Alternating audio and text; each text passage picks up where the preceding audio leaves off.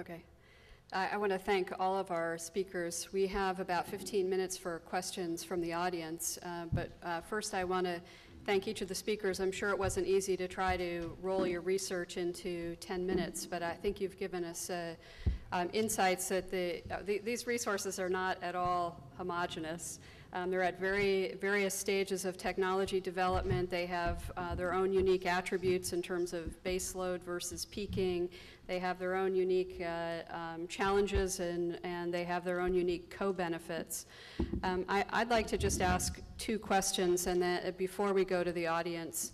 Bill Glassley suggested that we need to, or that he proposes that we really look at a development path to optimizing renewable energy. And I want to ask the other panelists' perspectives. Should we do that? How would we do that? And who are we optimizing for? Are we optimizing for a customer? Are we optimizing for the system? Are we optimizing for a policymaker?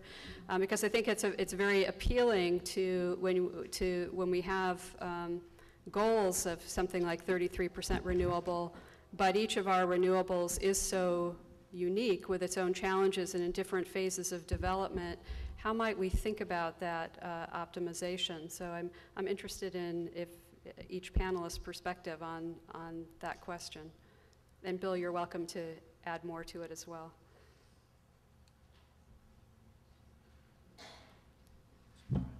Okay.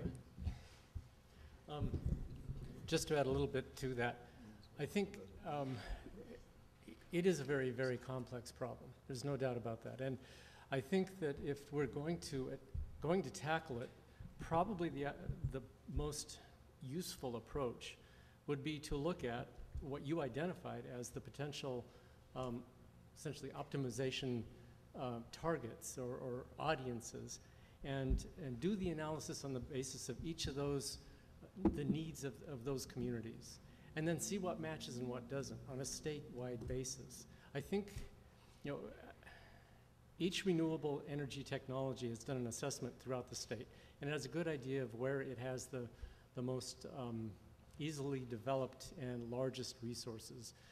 But we haven't put that together in any way, and we haven't put it together in a way that looks at how, if we are able to do it in an integrated way, how does that affect the marketplace? How does that affect the regulatory landscape? How does that affect permitting needs? And I think a coordinated analysis of that from some unified perspective would really make a difference. That's what I would like to see happen. Comments from other panelists? This is Steve Kafka. When you talk about optimization, then you're basically deciding what's the good, what is the good. I mean, what is the end point? And it's really increasingly clear to me, at least in the realm of biomass, that you get both benefits and costs associated with any particular solution that you should choose. And so what I think we need is a good critical accounting of the costs and also the benefits of individual kinds of projects that could then perhaps be integrated across multiple forms of alternative energy, so that we can much more reasonably choose those goods which we wish and avoid those costs which we wish. But we'll never have a project that is always, well, there may be one, or there may be some that are completely good without costs, but I think what both policymakers and the public require is a fair assessment of all of the whole range of those things. And I think if we can do that, and we can do it with kind of from a stance of what I would call critical neutrality, then we can make good choices collectively together. Yeah, I think I'll say the same thing a little differently. So you asked about which target we should try to optimize for, and I guess my answer is yes.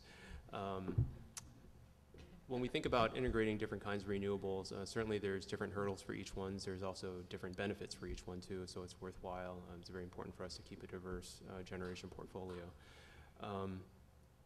I think a few years ago, the CEC actually conducted their strategic value analysis and took a look at optimizing grouping of different renewable resources, potentially building out new transmission lines. And I kind of got mixed up in all this with the onset of the RPS, where least cost best fit was a term which was vaguely defined but got pushed around a whole lot. So I kind of cut my teeth on that, and I sort of believe in that, even though that's a very hard thing to quantify. But I think some good steps have already been taken forward, and we want to build upon that work and try to optimize in terms of looking at where things are, where they are relative to load centers, and relative to proximity of transmission. Molly? I guess definitely as one of the policymaker on the panel, I'll just mention that, the state's existing 20% by 2020 RPS law does not distinguish between these technologies. And so I think so the challenge is for the policymakers who are working on implementing the 20%, and now hopefully if the governor signs it, the 33% law, is just that, every technology does bring with it its own costs and benefits. And yet, when we're just buying the energy to comply with the renewable energy law, we can't take into account all of the extra benefits that are provided by each of the various technologies. I mean, and which are often outside of the electrical system, or the energy system. And so that definitely makes it challenging, because of course our renewable energy law is basically technology neutral. And if there's a benefit provided by a local economic development benefit to a particular region in California, that, for geothermal or something, similar for all the other technologies, it's hard to account for that. So that definitely makes it challenging. I would just also mention, for those who are interested in cost-benefit analysis, and indeed that is a passion of many, the California Public Utilities Commission did adopt a technology-wide cost-benefit framework for distributed generation technology.